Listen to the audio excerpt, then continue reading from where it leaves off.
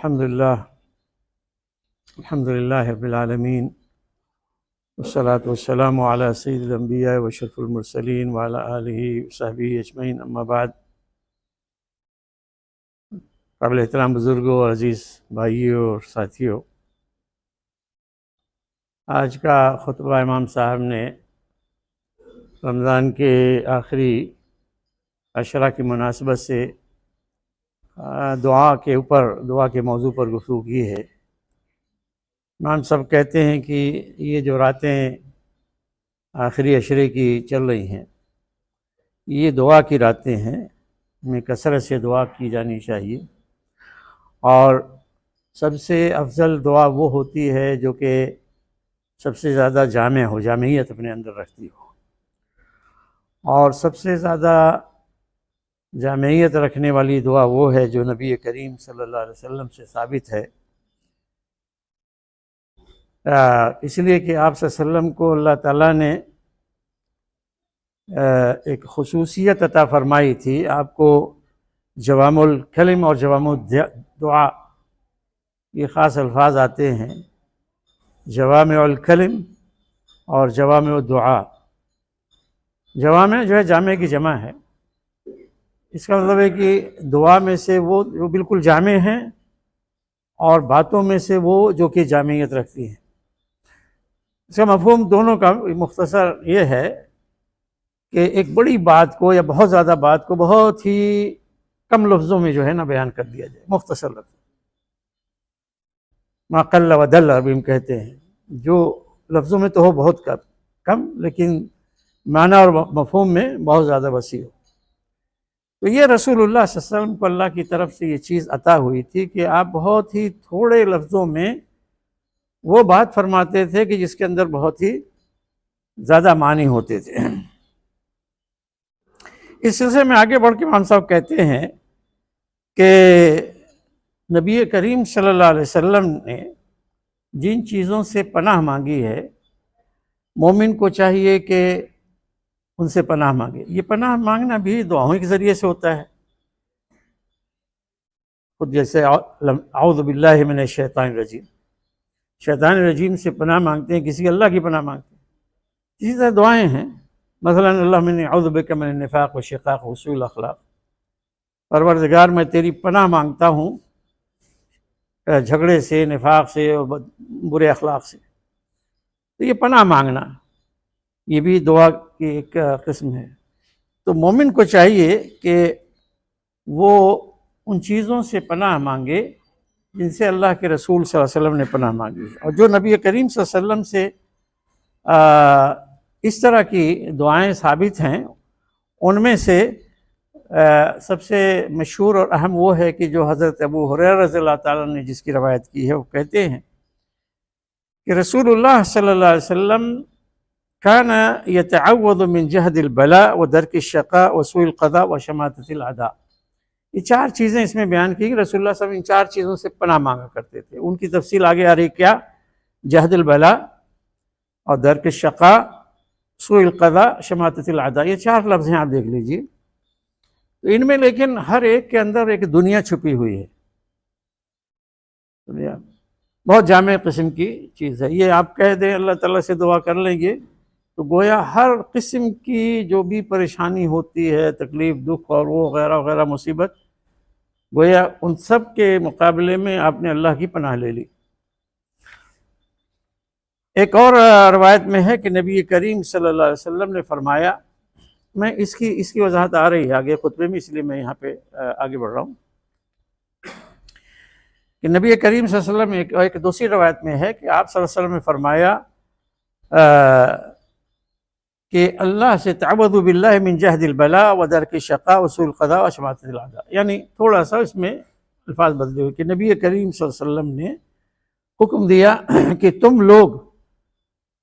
پناہ مانگا کرو اللہ کی جہد البلاء سے، درک الشقاء سے، سوء القضاء سے، شماتۃ الاعداء سے۔ تو یہ جو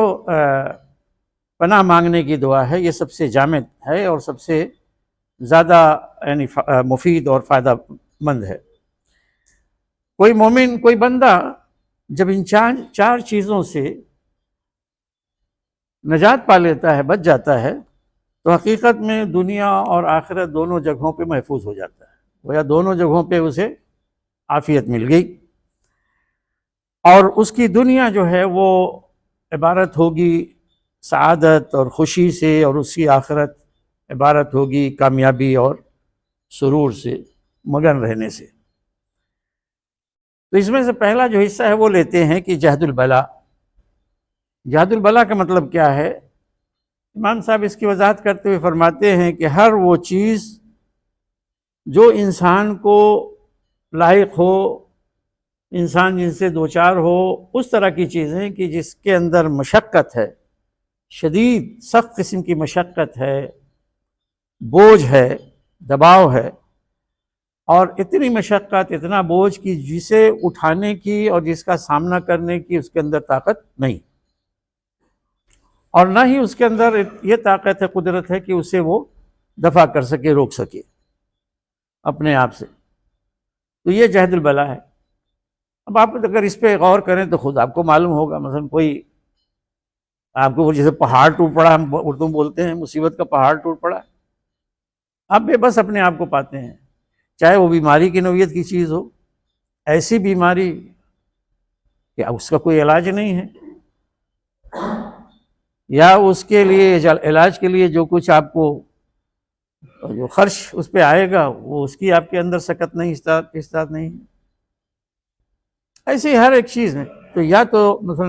بیماری اور صحت کی بات ہے، یا کوئی مالی پریشانی ہے، یا دوسری جسمانی پریشانی ہے، تجارت ہے، ہر جگہ پہ کوئی ایسی مصیبت کی جو آپ ٹال نہیں سکتے اور جسے سہنے کی اور اس کا بوجھ بار اٹھانے کی آپ کے اندر کوئی طاقت نہیں ہے۔ امام سیوطی فرماتے ہیں کہ اس کی وضاحت کرتے ہوئے کہ یہ اس حالت کا نام ہے کہ جس میں ہوتے ہوئے اگر انسان کے سامنے اختیار دیا جائے کہ تم کیا پسند کرو گے، مرنا پسند کرو گے یا اس کے ساتھ جینا، تو وہ موت کا انتخاب کرے، یعنی ایسی کیفیت ہو جائے کہ وہ انسان جو ہے نا، اب اس کے لیے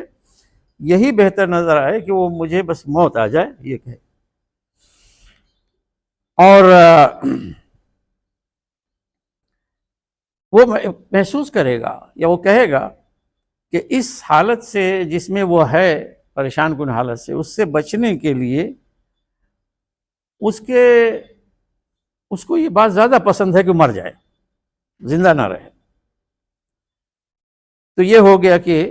اللہ تعالیٰ سے پناہ مانگنا، یا اللہ تعالیٰ کی پناہ مانگنا جہد البلا سے، تو جہد البلا کا یہ مفہوم ہوا۔ دوسری چیز ہے درک الشقا۔ اس کا مطلب یہ ہے کہ جب بندہ کہتا ہے تو وہ گویا وہ یہ کہتا ہے کہ میں پناہ مانگتا ہوں اے اللہ تیری، کہ یہ چیز جو ہے مجھے، یہ پریشانی، مصیبت، بدبختی، یہ مجھے لاحق ہو۔ اور شقا اس کا لفظی ترجمہ اردو میں ہوتا ہے بدبختی، انسان جو ہے مصیبت میں ہو، پریشانی میں ہو، اس کا نصیبہ جو ہے بگڑ جائے۔ تو دنیا میں اگر ہوتی ہے، دنیا میں انسان کو لاحق ہوتی ہے، تو دنیا میں اس کا نتیجہ یہ ظاہر ہوتا ہے اس شکل میں کہ وہ ہمیشہ غم سے، دکھ سے، پریشانی سے دوچار رہتا ہے، یعنی ہنسنا اور مسکرانا وہ بھول جاتا ہے، کیونکہ اس کی زندگی اتنی تنگ ہو گئی ہے کہ اس کے لیے ممکن ہی نہیں کہ وہ ہنسے اور وہ کبھی بھی کسی لمحے وہ خوشی کا اظہار کر سکے۔ اس کے اوپر قرض چڑھ گیا بہت زیادہ، دشمنوں کا تسلط ہے، وغیرہ وغیرہ۔ امام شوکانی کہتے ہیں کہ درک الشقا کا مطلب یہ ہے کہ دنیا کے معاملات میں بہت زیادہ مشقت سے دوچار ہونا، اور اتنا زیادہ اس کے پر آ جائے، یہ چیزیں مسلط ہو جائیں کہ بالکل تنگ ہو جائے، بے بس اپنے آپ کو محسوس کرے، اور جس میں گھر والوں میں، اہل و عیال میں، مال و دولت میں، ہر جگہ پہ اسے سخت قسم کا نقصان جو ہے وہ جھیلنا پڑے، اس کو کہا جاتا ہے درک الشقا۔ تو ظاہر ہے کہ کون انسان اس بات کو پسند کرے گا کہ وہ خود پریشان ہو، مصیبت میں ہو، اس کے بچے، بیوی بچے جو ہے پریشان ہو، اس کے کمائی کا ذریعہ جو ہے وہ بگڑ جائے، چھوٹ جائے، اس کی تجارت جو ہے ٹوٹ جائے اور پائی پائی کا محتاج ہو جائے، کون اس بات کو پسند کرے گا؟ اور کون ہے کہ ان چیزوں کے چھن جانے کے بعد، اس کو لاحق ہونے کے بعد،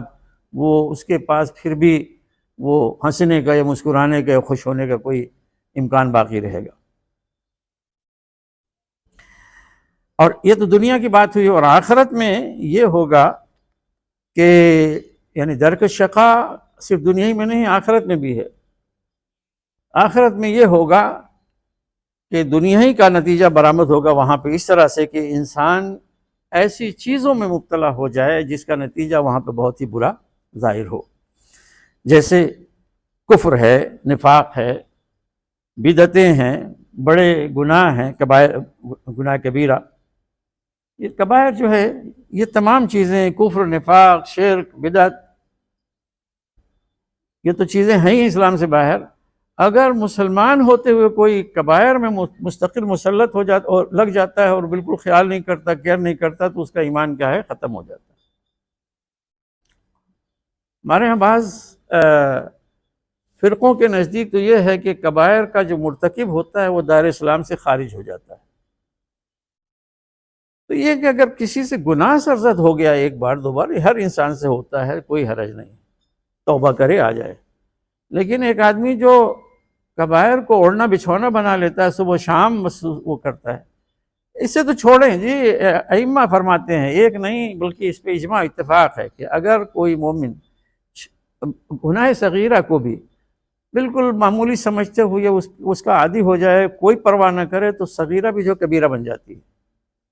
یعنی روزانہ آپ وہی کریں، آپ کو معلوم ہے ٹھیک ہے گناہ صغیرہ ہے، لیکن صبح بھی کریں، شام کو بھی کریں، روزانہ کرتے جائیں، آپ کا معمول بن جائے، تو وہ پھر صغیرہ نہیں رہتی، وہ کبیرہ ہو جاتی ہے۔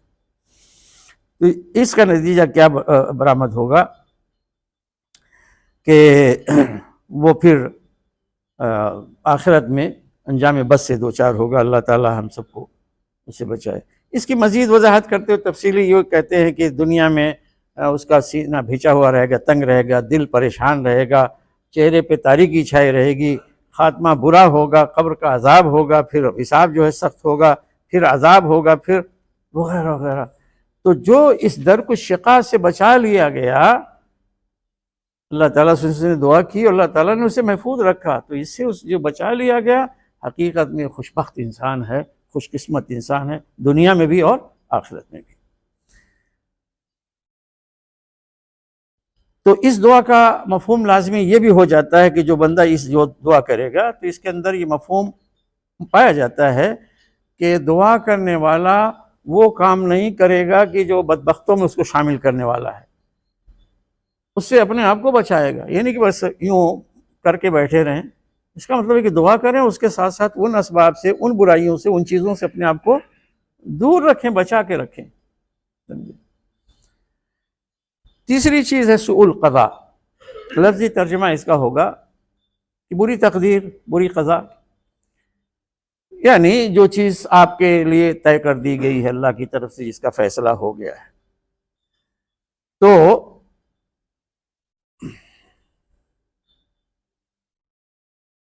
اللہ تعالیٰ کی طرف سے جو کچھ فیصلہ ہوتا ہے بندے کے حق میں، جو قضا ہوتی ہے، وہ اصلاً کیا ہے کہ وہ ہر ایک خواہ اپنے ظاہری شکل میں وہ اچھی نظر آئے یا بری نظر آئے، وہ صحیح فیصلہ ہوتا ہے۔ اس کا مطلب کیا ہے؟ یعنی مثلا ایک آدمی کو اللہ تعالیٰ نے دولت دی، ایک کو نہیں دی، ایک امیر ہے، ایک غریب ہے، ایک صحت مند ہے، ایک بیمار ہے، یہ دونوں یعنی کسی میں کسی کے ساتھ وہ نہیں ہے، کوئی برائی نہیں ہے، دونوں کا دو طرح سے امتحان ہوتا ہے، ایک کو نعمت دے کے، ایک کو نعمت سے محروم کر کے یا تنگ کر کے، اس طرح سے اللہ تعالیٰ اس کا امتحان کرتے ہیں۔ تو دونوں کے سامنے اس دنیا کی جو آزمائش ہے، دونوں کے سامنے امتحان ہے، اور دونوں کے لیے جنت کے دروازے کھلے ہوئے ہیں۔ آپ اپنی کسی پریشانی، بظاہر نظر آ رہی پریشانی، اس میں مبتلا ہیں، اللہ صبر کریں، اللہ تعالیٰ سے دعا کریں، وہ آپ کے لیے جو ہے وہ جنت کے دروازے کھلیں گے۔ تو دین اور دنیا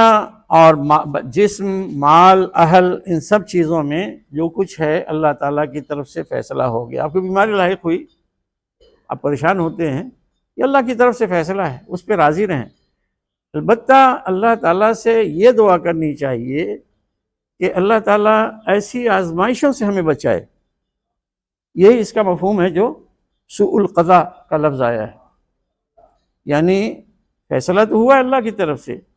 لیکن اس کے آپ کے حق میں کوئی ایسی چیز جو آپ کے لیے ناقابل برداشت ہو، اللہ تعالیٰ اس سے آپ کو بچائے۔ اور پھر اس کا مفہوم خود بخود یہ ہو جاتا ہے کہ اللہ تعالیٰ نے اگر کسی آزمائش میں، کسی امتحان میں مجھے ڈالا ہے تو پھر اس امتحان میں مجھے کامیاب یا کامیابی کے ساتھ گزرنے کی توفیق عطا فرمائے۔ چوتھی چیز ہے شماتت الاعداء۔ یہ بڑی واضح ہے، بڑی خبیث چیز ہے حقیقت میں۔ شماتت کا وہ اردو میں عام طور سے یعنی شماتت ہی بول دیتے ہیں، کوئی اس کے لیے مناسب لفظ نہیں ہے۔ اس کے معنی یہ ہوتے ہیں کہ کسی کی مصیبت پہ خوش ہونا، یعنی آپ کا کوئی جس سے آپ کو حسد ہے، دشمنی ہے، مصیبت ہے، چاہے آپ یا وہ، کوئی جو ہے اپنے مد مقابل کو دیکھے کہ یہ پریشانی مبتلا ہے تو اسے خوشی ہو، اس کا بیٹا ناکام ہو گیا تو ان کو خوشی ہو رہی ہے، ٹھیک ہے نا۔ بعض لوگ تو یہاں پر آتے ہیں کہ وہ دعائیں بھی مسلمانوں میں سے، معاف کیجیے گا ایسے لوگ ہیں، بعض نہیں بہت ایسے ہیں، اور خصوصاً اپنے گھر کے دائرے میں آس پاس میں یہ ہوتے ہیں رشتہ داروں۔ اپنے بچے کو ناکام دیکھا تو دوسرے اس کے لیے بددعائیں کرتے ہیں کہ یہ کامیاب نہ ہونے پائے، ناقابل برداشت ہو جاتی ہے شماتت جو ہے۔ تو امام صاحب کہتے ہیں کہ یہ جو لفظ ہے شماتت الاعداء، بعض راویوں کے مطابق یہ الفاظ جو ہے اصل حدیث میں نہیں موجود ہیں، یہ کسی کی طرف سے اضافہ ہے، اور بعض میں یہ ہے کہ ہے، وہ کہتے ہیں کہ یہ صحیح ہے۔ اگر یہ نہیں بھی ہے تو معنی اور مفہوم کے لحاظ سے، یعنی سند کے لحاظ سے اگر یہ ثابت نہیں ہے تو متن کے لحاظ سے، معنی کے لحاظ سے بالکل درست ہے۔ امام حافظ ابن حجر، یہ ابن حجر بہت بڑے عالم ہیں، صحیح بخاری کی سب سے بڑی شرح اور سب سے مشہور شرح انہی کی لکھی ہوئی ہے جو فتح الباری کے نام سے مشہور ہے۔ وہ کہتے ہیں ہر معاملہ جسے انسان، یعنی ناپسندیدہ کام، ہر ناپسندیدہ بات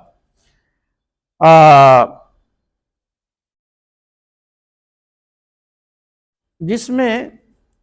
کوئی تکلیف والی بات یا پریشانی والی بات نظر آئے تو یہ جو ہے گویا یعنی ایک اللہ کی طرف سے ایک انسان کے لیے ایک برا فیصلہ ہوتا ہے، ایک آزمائش والا فیصلہ ہوتا ہے، اور لیکن یہ ہے کہ اسی پہ، یعنی میں نے مثال کے طور مثلا سمجھایا کہ کسی کا بچہ فیل ہو گیا یا کوئی ناکام ہو گیا، کوئی اور ہوئی تو دوسرا ہنستا ہے، یہ اللہ کی طرف سے جو ہے نا کسی کے لیے وہ فیصلہ ہے، اس پہ ہنسنا کی چه معنی دارت، اس پہ خوشی کا اظہار کرنا کیا ہے؟ تو یہ کہہ رہے ہیں امام ابن حجر کہ اس طرح کی چیزیں انسان کو پیش آتی ہیں اور آتی رہتی ہیں، لیکن یہ بہت ہی بری چیز یہ ہے کہ جب اس کے سامنے اس کی مصیبت پر کوئی جو ہے شماتت کا اظہار کر بیٹھے، یہ ناقابل برداشت ہو جاتی ہے اور اس کے دکھ اور غم کو اور بڑھا دیتی ہے۔ زیادہ واضح مثال یہ لیجئے، کسی کا بچہ فوت ہو گیا، بیٹا فوت ہو گیا، اب بتائیے اس سے اس کے ماں باپ کے پیٹ جو گزری ہے اور گزر رہی ہے وہ کوئی کیا سمجھ سکتا ہے، لیکن کچھ لوگ خوش ہوتے ہیں کہ اچھا ہوا، ایسا بھی ہوتا ہے، یہ شماتت ہے۔ تو اس کی مزید وضاحت کرتے ہوئے امام صاحب کہتے ہیں کہ دشمنوں کی جو شماتت ہے وہ یہ ہے کہ دشمن اس مصیبت پر جو اس کے دشمن پہ نازل ہوئی اس پہ خوش ہو، اور نبی کریم صلی اللہ علیہ وسلم سے دوسری جو احادیث اس طرح کی آئی ہیں تو ان میں ایک وہ بھی ہے کہ جو حضرت عائشہ رضی اللہ تعالیٰ عنہ سے، یعنی یہ وہ پہلا وہ ختم ہو گیا، جو مروی ہے کہ نبی کریم صلی اللہ علیہ وسلم اپنی دعا میں یہ کہا کرتے تھے کہ اللہم انی اعوذ بک من شر ما عملت شر ما لم اعمل۔ یہ بڑے سمپل سے الفاظ ہیں، گہرائی میں جائیں، ایک اللہ تعالیٰ میں تیری پناہ مانگتا ہوں اس عمل کی برائی سے جو میں نے نہیں کیا، اور اس عمل سے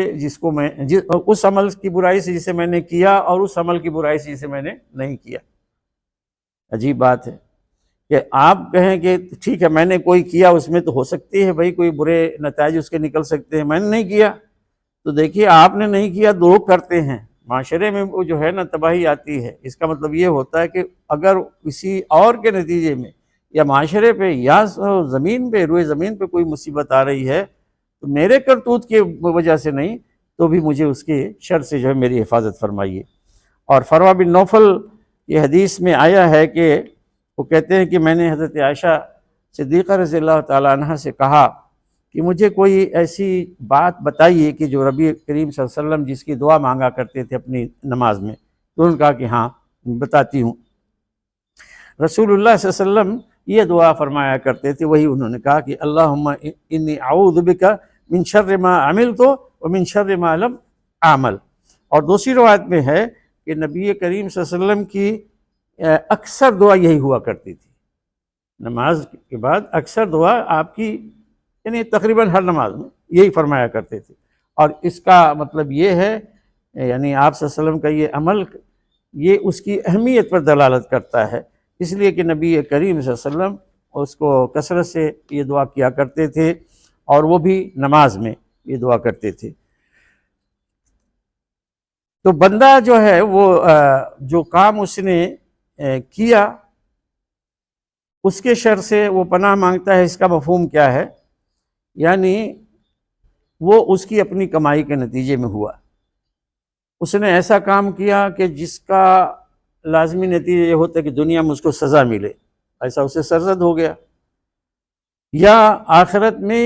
اس کا انجام بہت ہی برا ہو، اگرچہ اس نے اس کا قصد نہ کیا ہو، غیر ارادی طور پر ان انٹینشنل جو ہے کوئی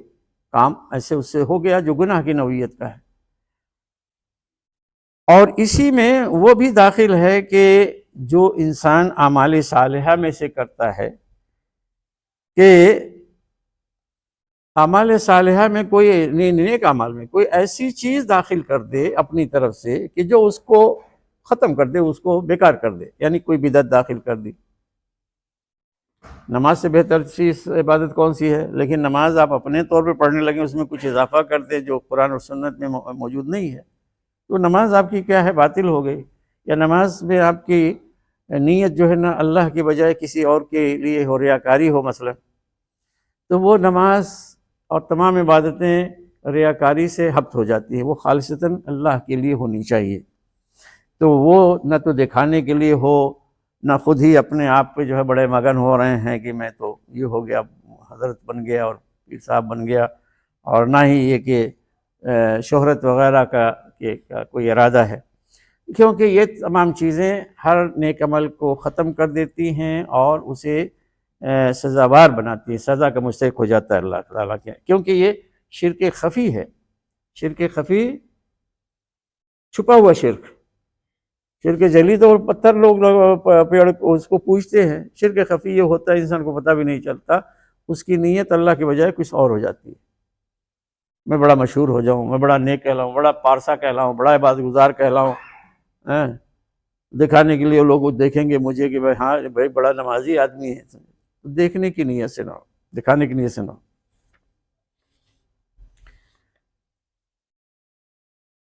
اور اس میں یہ چیز بھی شامل ہے کہ انسان کوئی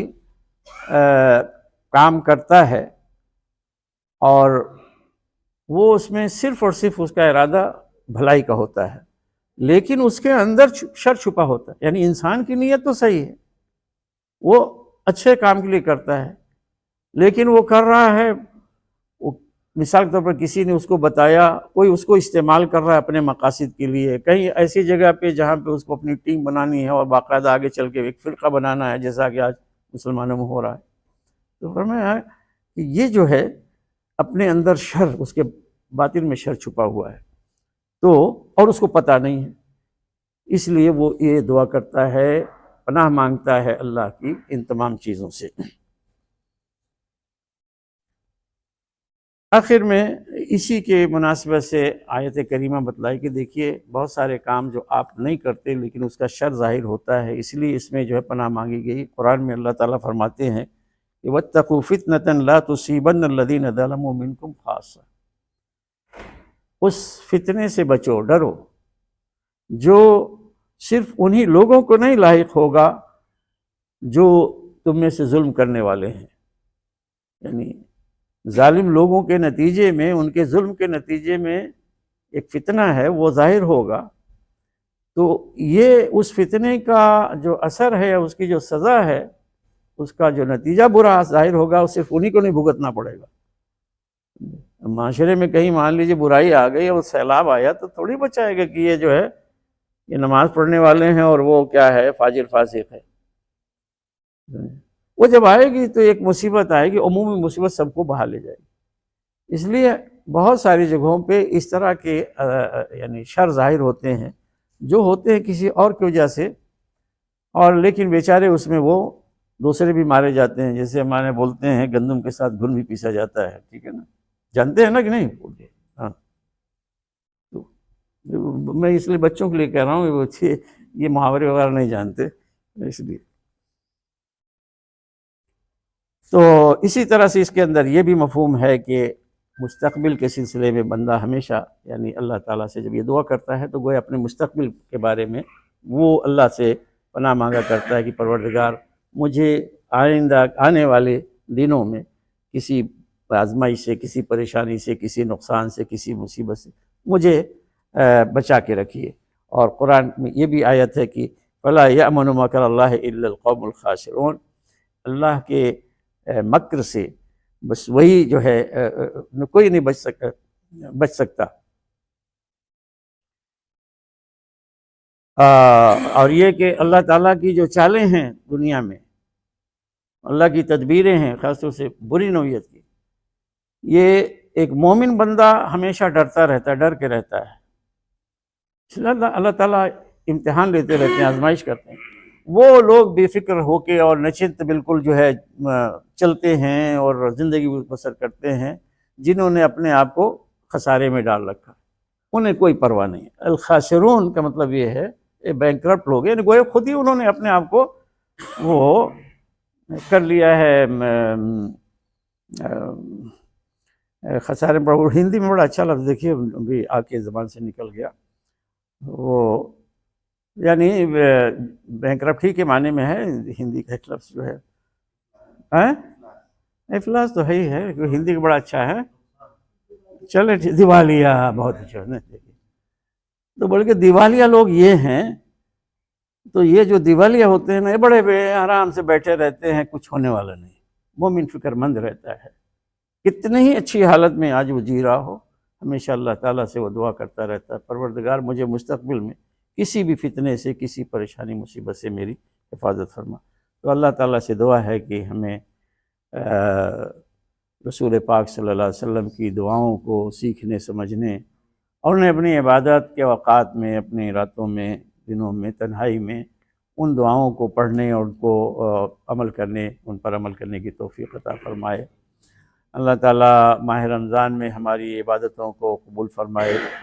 اور اب تک جو کچھ کیا ہے اسے بھی اور آئندہ بھی چند دن جو باقی رہ گئے اللہ تعالیٰ ہمیں توفیق دے کہ اس میں ہم زیادہ سے زیادہ اجر اور ثواب کما سکیں، اور اللہ تعالیٰ ہمارے تھوڑی سی محنتوں اور کوششوں کو اپنے فضل و کرم سے زیادہ بنائے اور زیادہ ان کا اجر و ثواب دے۔ اور جو کچھ ہم کر رہے ہیں، ہمارے نمازیں، روزے،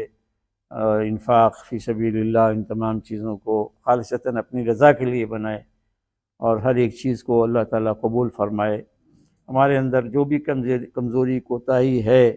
بشری قسم کی، اللہ تعالیٰ ان تمام چیزوں سے ہماری حفاظت فرمائے۔ وآخر دعوانا ان الحمد للہ رب العالمین۔